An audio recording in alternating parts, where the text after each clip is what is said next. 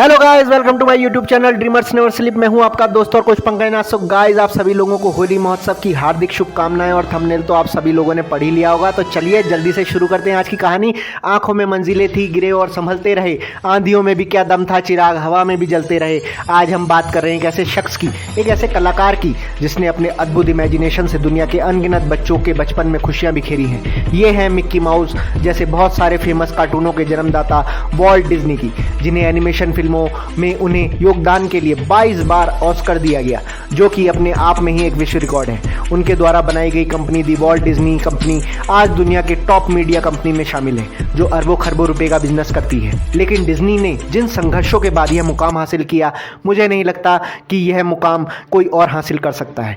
Walt Disney का जन्म 5 सितंबर 1901 को अमेरिका के इलिनॉइस राज्य में हुआ था। उनके पिता का नाम इलियास डिज्नी था, जो एक किसान थे और एक बढ़ई का भी काम करते थे। लेकिन आगे चलकर इस कामों में गुजारा नहीं हो सका और उन्हें बाजार में फल बेचने का काम करना पड़ा। हालांकि अलग अलग काम करने के बावजूद भी उनके पास इतने पैसे नहीं हो पाते थे कि उनका पूरा परिवार अच्छे से गुजारा कर सके और वे अपने बच्चों को स्कूल भेज सके। इसलिए उन्होंने अपना खेत बेच दिया। 1906 में एक छोटे से गांव मार्सलिन मिसौरी में आकर बस गए। यहाँ पर वॉल्ट के अंकल की ज़मीन पहले से ही थी। वॉल्ट के अलावा उनके 3 भाई और एक छोटी बहन भी थी। उन्हें शुरू से ही ड्राइंग करना बहुत पसंद था।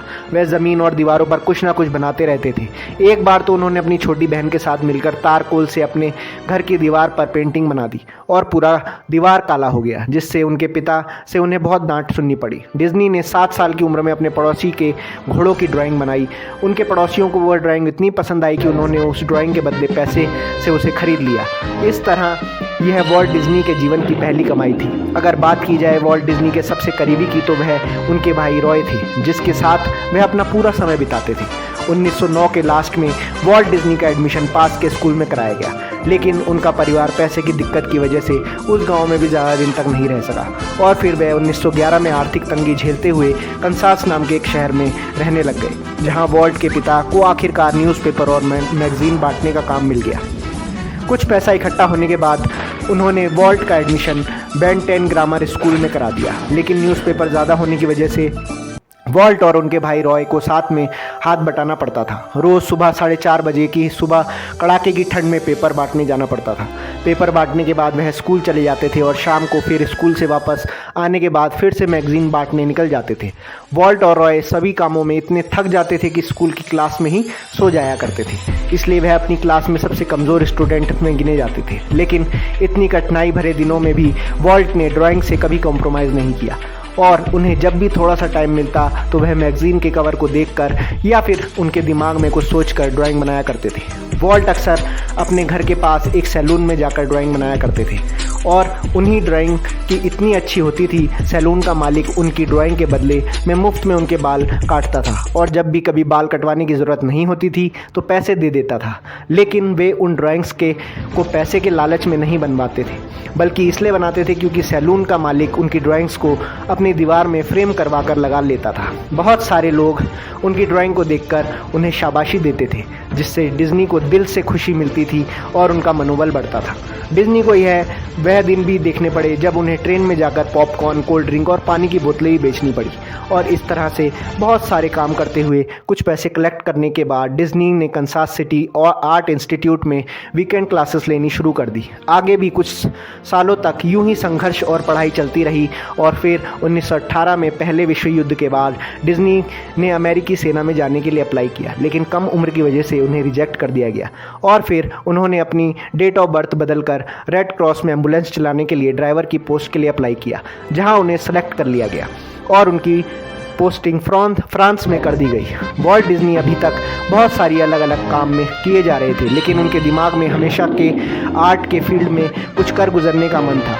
वह अपने एम्बुलेंस तक को अपने आर्ट में सजा कर रखते थे। डिज्नी ने अक्टूबर 1919 को एम्बुलेंस चलाने की जॉब छोड़ दी और फिर वह वापस अमेरिका आ गए, क्योंकि उनकी पेमैन रूबिन कमर्शियल आर्ट स्टूडियो में एक आर्टिस्ट के तौर पर उनकी जॉब लग गई थी। लेकिन 1920 में उन्हें जॉब से यह कहकर निकाल दिया गया कि उनके अंदर कोई क्रिएटिविटी नहीं है और उनमें कल्पना शक्ति की कमी है और वह किसी भी खूबसूरत चीज़ का निर्माण नहीं कर सकते थे। लेकिन यह बात डिज्नी के दिल को ठेस कर गई। उन्होंने हर चीज़ से समझौता किया था, पर अपने ड्राइंग से कभी भी नहीं। अपने इन्हीं अपमानों का बदला लेने के लिए डिज्नी ने एक छोटी सी कंपनी खोली, लेकिन पैसों की कमी की वजह से उनकी कंपनी जल्द ही दिवालिया हो गई। डिज्नी के पास पॉकेट में केवल $20 और कागज़ के गत्ते सूटकेस बचा था, जिससे एक तरफ कुछ कपड़े और दूसरी तरफ ड्राइंग बनाने का कुछ सामान था। लेकिन उन्होंने अपने प्रयासों से कोशिशों को कभी भी पीछे नहीं छोड़ा और अपने भाई रॉय द्वारा बचाए गए US 2000 की मदद से एक और कंपनी बनाई, जिसका नाम डिज्नी ब्रदर्स स्टूडियो रखा और फिर बाद में इसका नाम बदलकर दी वॉल्ट डिज्नी रख दिया गया। और दोस्तों, कहते हैं ना, हार मानो नहीं तो कोशिश बेकार नहीं होती, कोशिश करने वालों की कभी हार नहीं होती। डिज्नी ब्रदर्स द्वारा बनाई गई यह कंपनी बहुत ही जल्द चल पड़ी और फिर आगे चलकर उन्होंने बहुत सारे लोगों को जॉब पर रखा।